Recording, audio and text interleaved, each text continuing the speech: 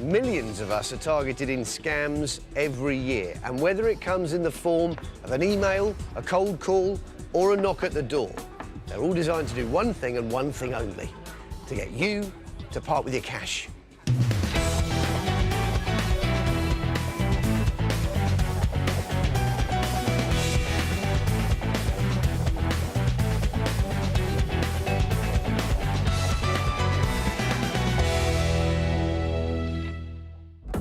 Coming up, the con artist who led scores of children on a not-so-merry dance. The little ones came in and were in floods of tears.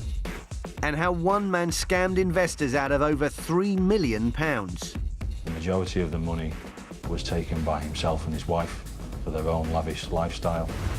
Well, I'm here to tell you what the con man doesn't want you to know.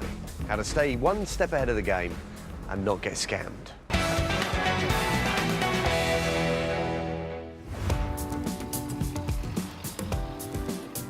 Con men usually target our cash, but they almost always take much more than that.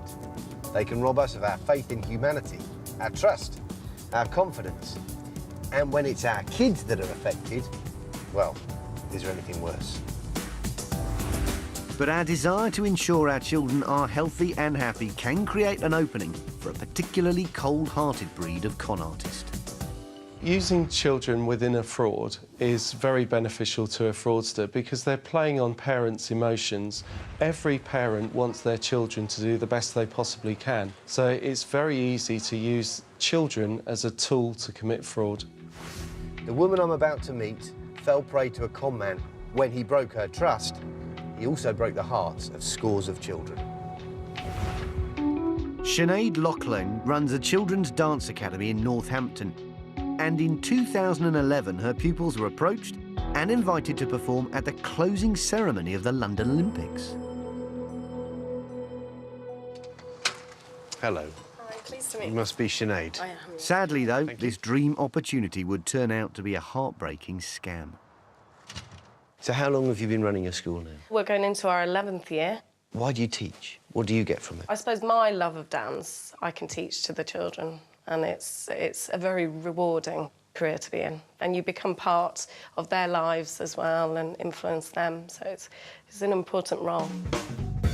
Keen to provide the best possible teaching for her pupils, in 2011, Sinead took on a former member of the English National Ballet called Stephen Munasamy.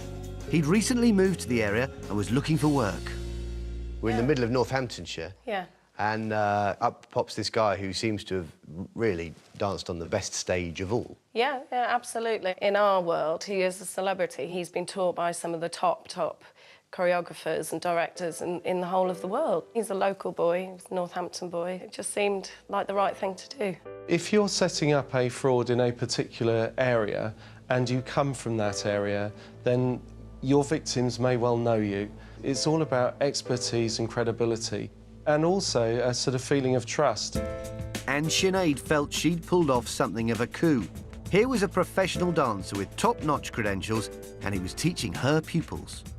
Was he adding something that you couldn't do, for instance? He was bringing the extra flavour of working in a professional environment, because we can do the technical aspect and we can tell them, this is how we want you to feel, this is how we want you to look. But he was a celebrity who's done this.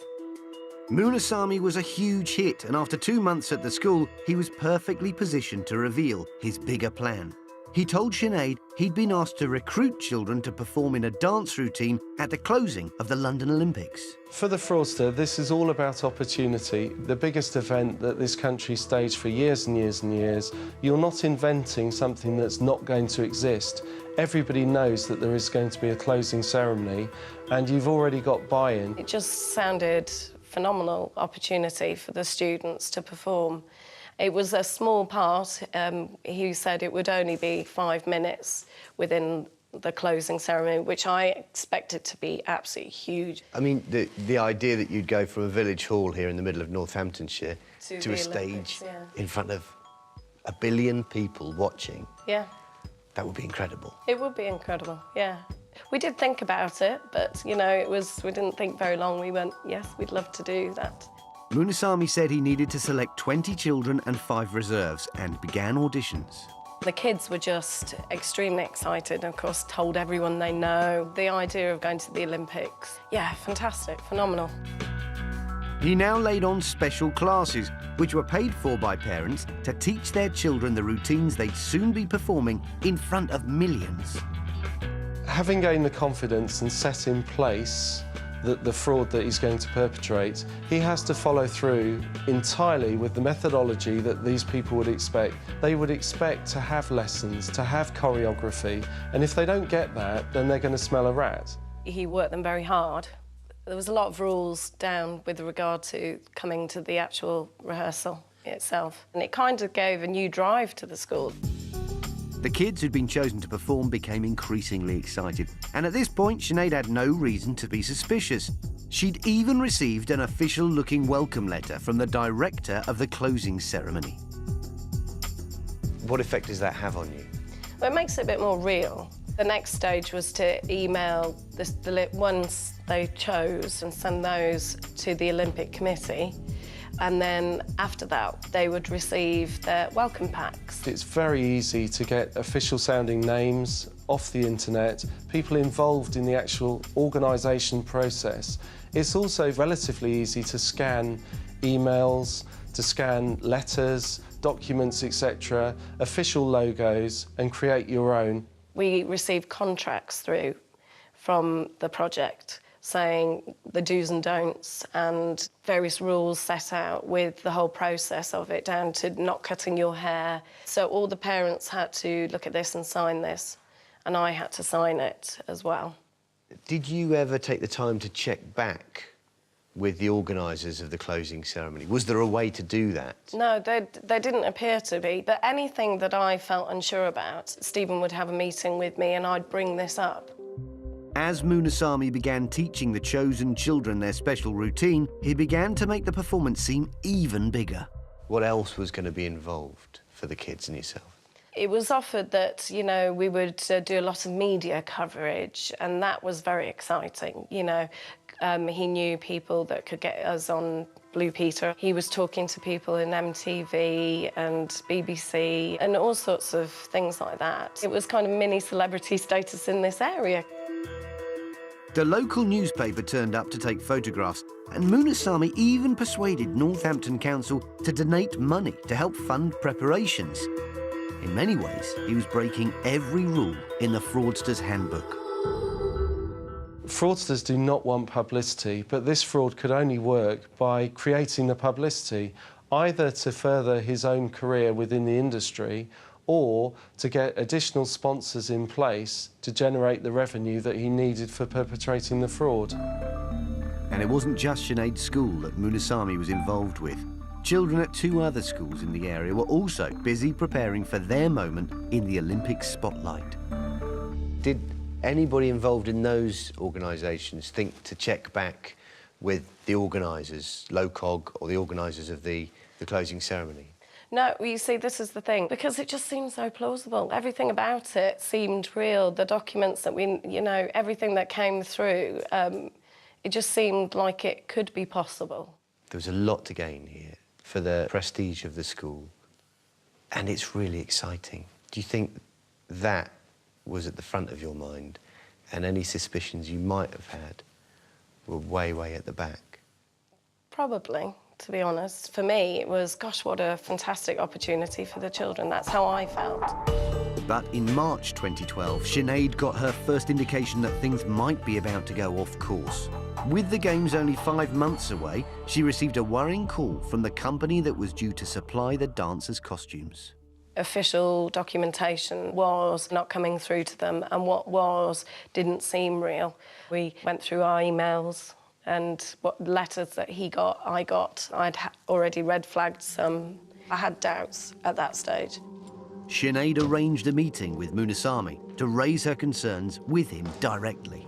There was nothing, no plausible answers for anything, you know, but it was kind of very evasive, you know. What was going through your mind at that stage? I tried not to believe that this was completely untrue, but I knew I had to act and try and do something, find out, ring somebody. I had doubts, but I didn't think for one moment it would be a massive hoax. I really didn't. A few days later, Sinead's very worst fears were confirmed. She got the devastating news that Munasamy had been arrested and charged with 8 counts of fraud. One thing I won't ever forget is that the detective said, "You don't seem surprised." I was obviously at the, you know, something not quite right here. But to have them in my house made it seem very real and very serious. What's going to happen after this, I didn't want to think about right at that moment, but it was just awful. Munasamy had used his impressive CV to weave an intricate web of lies, and there would be no Olympic closing ceremony for Sinead's students. What did you think about the future of your school and everything you've built up over the last 11 years?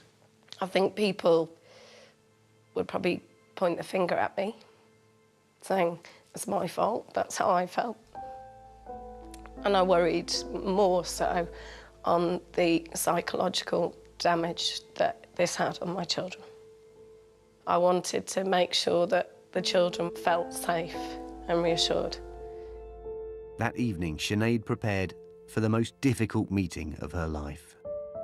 I asked the parents to ask the children to leave the room, and then I told them. Sorry. You okay?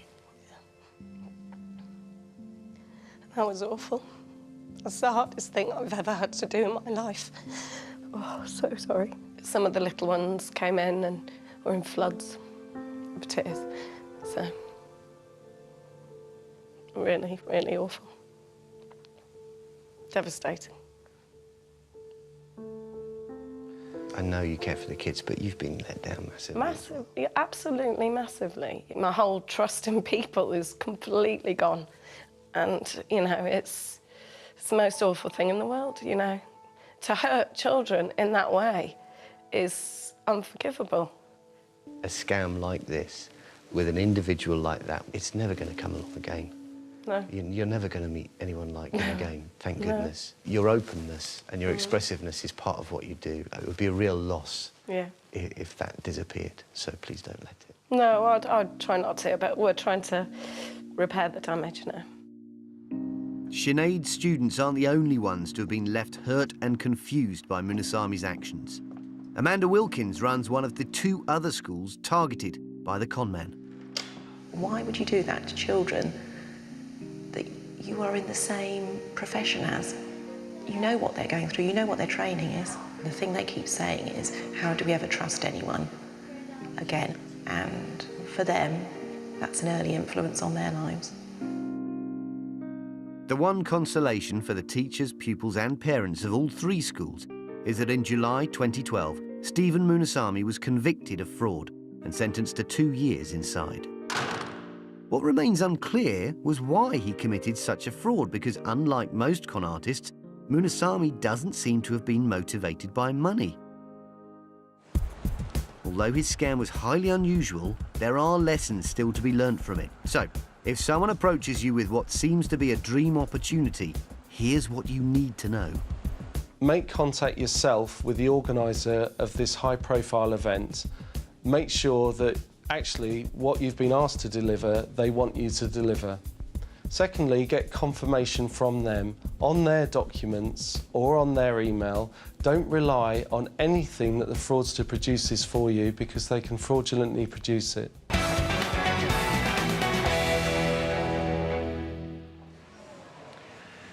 Con men are just like you and me, really, except that they tell lies to make money. Some of their lies are so brazen, it's amazing they ever get away with it. But one Liverpool businessman attempted to do just that. He convinced 56 innocent people to invest their savings in properties that didn't actually exist. And as Detective Paul Forshaw from Merseyside Police would soon discover, it was a multi-million-pound scam. Total monies involved were around about £4.5 million. The loss overall to those 56 victims was calculated at £3.3 million. Financial director Amanda Stott is one of the 56 investors who were drawn into the scam, and for her the hook was the chance to provide for her future. She had a lump sum to invest and wanted it to work hard for her. I was too early to retire, and that money needed to be invested to basically fund my retirement. So, when a friend of a friend told her about property investment firm Tailor-Made Overseas Property Solutions Limited, she was interested. She rang up and spoke to company boss Ken Metcalfe. He told me about a development that they were starting in the south of France. And he said that the deal was, I invest a lump sum of £50,000. It was for a period of 9 months and 1 day. Ken Metcalfe was offering the chance to invest in construction projects. You would invest an amount of money and he guaranteed that you would get a set return at a high percentage. I would get it back with 37.5% interest. Blimey, that meant in just 9 months, Amanda could turn her £50,000 into almost £70,000 by investing in the construction of a new, high-profile property development on the French Riviera. But she wasn't going to hand over that sort of cash without doing her homework. I spoke to a couple of people in the financial district, within big financial firms, accountants, solicitors, and they told me that they'd previously invested as individuals. They'd been paid out and they'd gone ahead and put more money in. So the deal came with great credentials. And Ken Metcalfe himself came across as an experienced multi-millionaire property developer. Here he is, looking the part in one of his own promotional videos. He wore very expensive suits, all the trimmings of somebody that seems to have or does have money to be able to spend on very nice things. He had the expensive house out in Cheshire. He had the nice motor cars, claimed to own a yacht in the Mediterranean. He portrayed himself as having all the trappings of that a millionaire would have.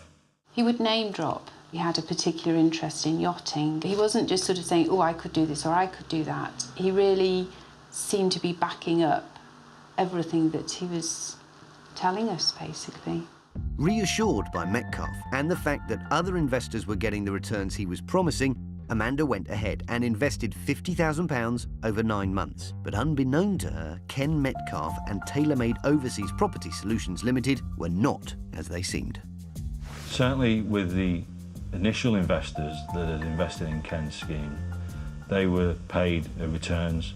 However, the money wasn't coming from the genuine investments.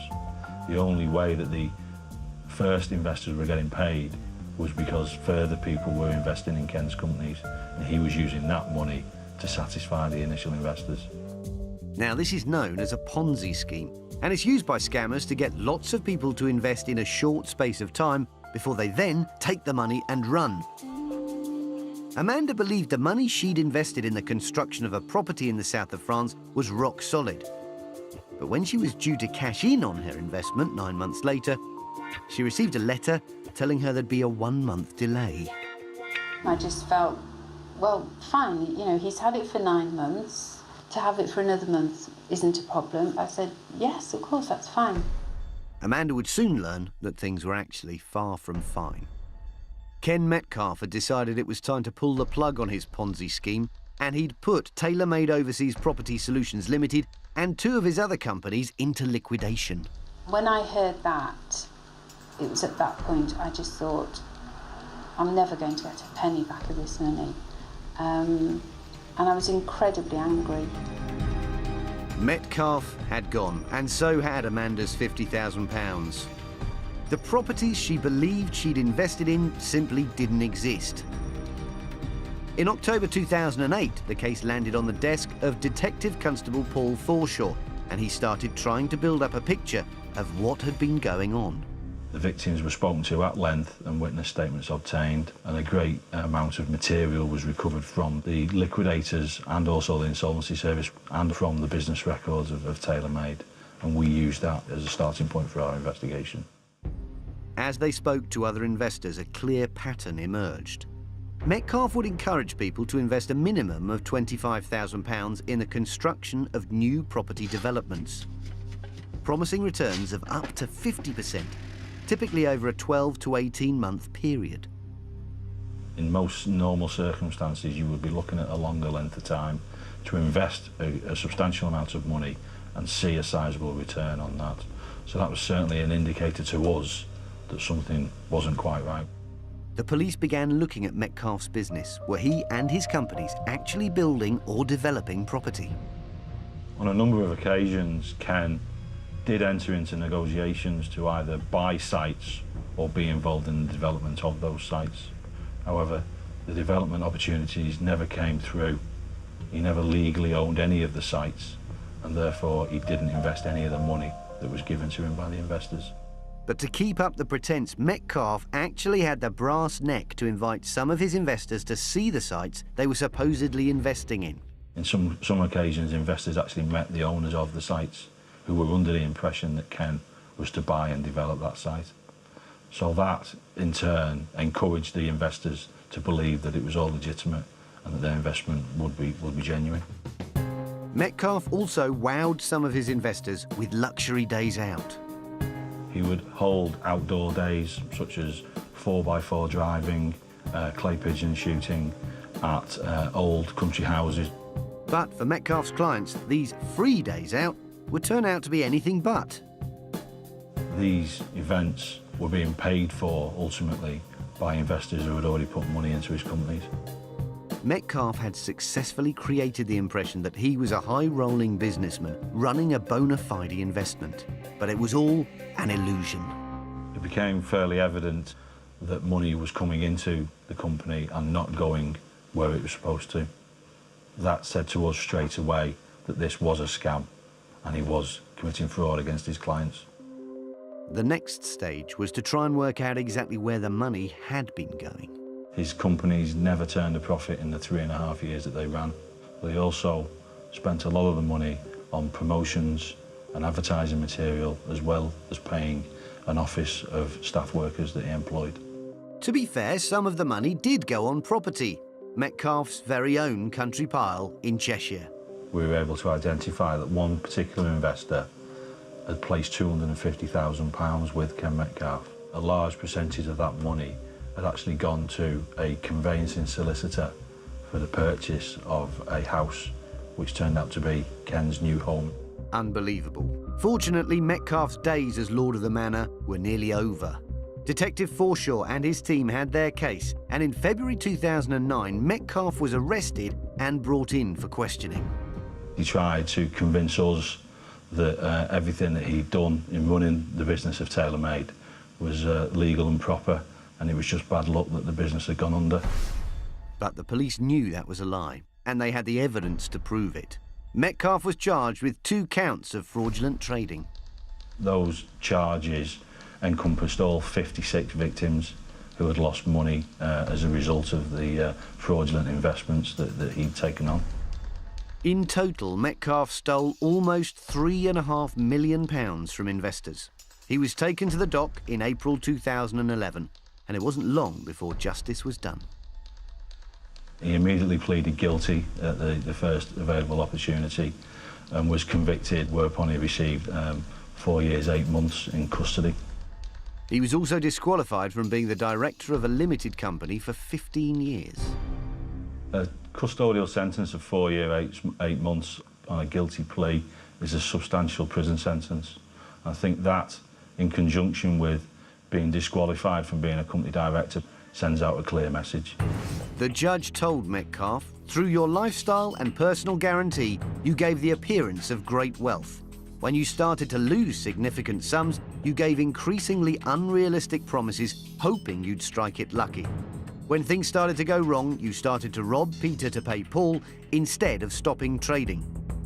The sentence was cold comfort to investors like Amanda, who had to come to terms with a huge financial loss. I don't have that security cushion or blanket that I would have had with this sum of money. I've had to work hard, basically, to try and get back to where I would have been had I not lost the money. But she knows she got off relatively lightly. Her fellow investor was conned out of a devastating £400,000. When I actually heard the sums of money involved that people had lost, I did think that this was the right length of sentence, considering the damage that he'd probably done to people, to their families. Their life savings had gone. For more information and advice about protecting yourself from the scammers, go to bbc.co.uk/scammed.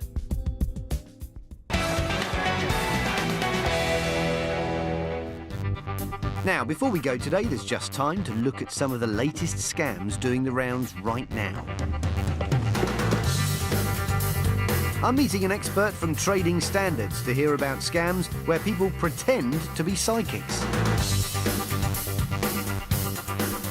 I bet you didn't see that coming.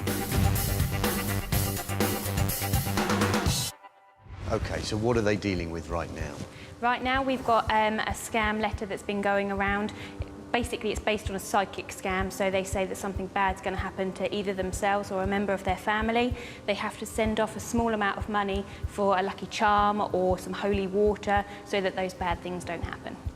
It's quite potent, isn't it, that sort of thing? Because once you get hooked in, it can go on for a long time. It's very malicious because it really hits hard that something bad's going to happen to them, and it's not just taking their money away from them, they're threatening people as well. Do you have any kind of idea of how much people are losing? On average, it's around £850 per scam, but unfortunately we have seen people lose much, much more than that, in the thousands. If you get contacted by a psychic asking for money, remember, if you don't reply, nothing bad will happen. Then report it to Trading Standards or the police because it's a scam.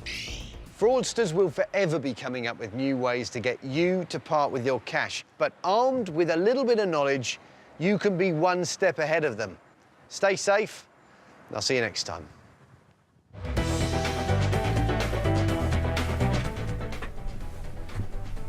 Officers in the Midlands forced to close the road tonight on BBC One. High-speed danger as witnessed by the motorway cops at 9. And 999 emergencies next this morning in Real Rescues.